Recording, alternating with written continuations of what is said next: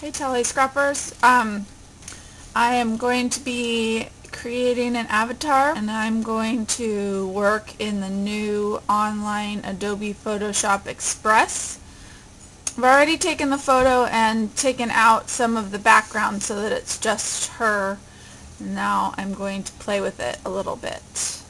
I think I'm going to play with exposure first.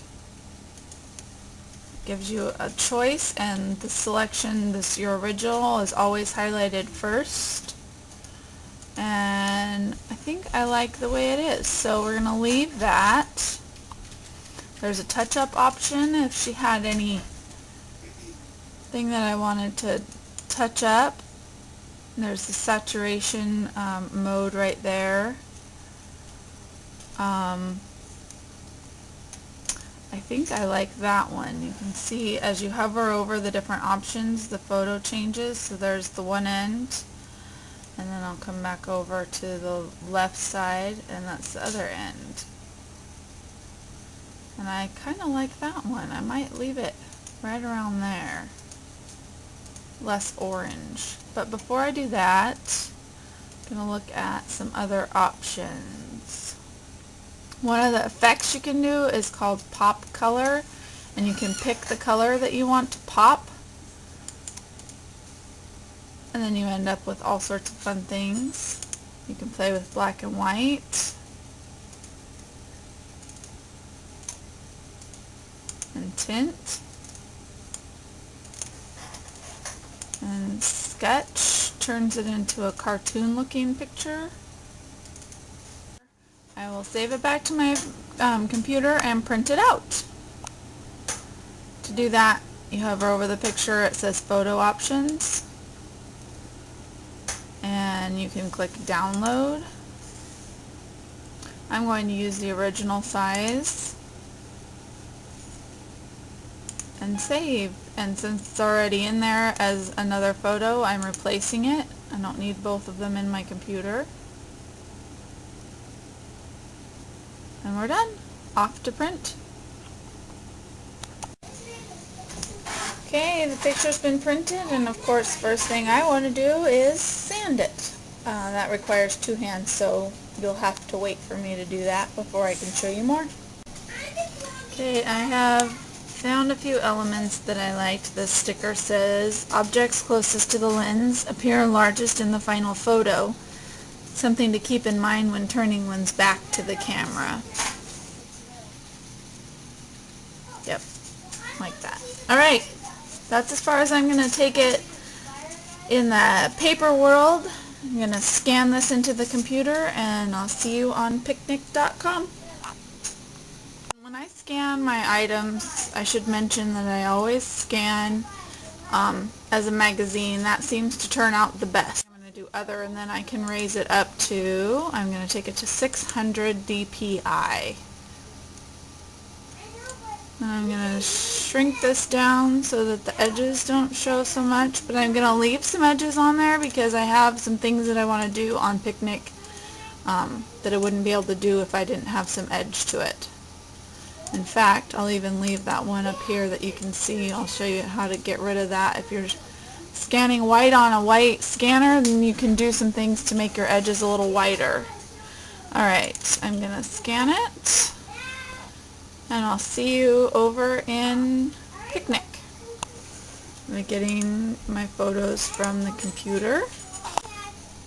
Okay, my photos are here on Picnik. I'm going to go to the Create tab.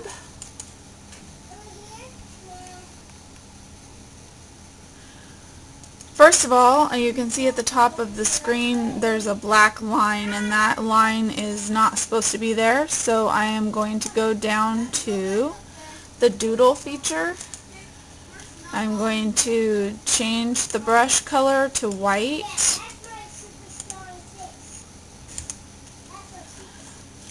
And I'm going to change my brush size to a little bit bigger. You can see, I'll make it really big so you can see there's a circle on the page now. That's where my brush will be. I'm making it big enough to take it over, and I'm just going to draw over that black line and create a white edge. Vignette is another good one for getting the black line around the edge of your picture. I really like that. And you can change the strength of it. You can change the size. Before I apply any of those effects though, I think I want to go back into the edit feature and crop it just a little bit. There it shows me what my original size is and what the crop size could be. So I am going to use the constraints feature. I think I'm going to do 4 by 6, 5 by 7. Alright.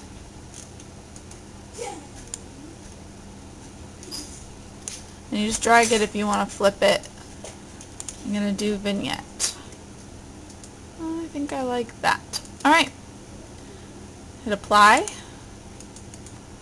Now we're going into shapes. I'm going to choose the little star feature and make it a little bit bigger.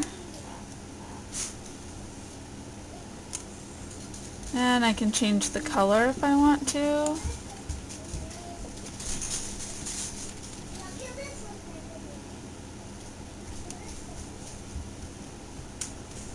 I like it black, so I will leave it black. Okay, now we're going to the text area.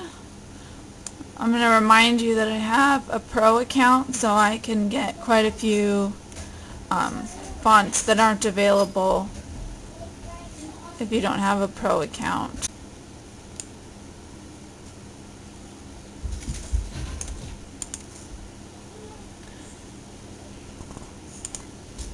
I'm going to add some words that I think describe L'Oreal. I think I might change the fonts also.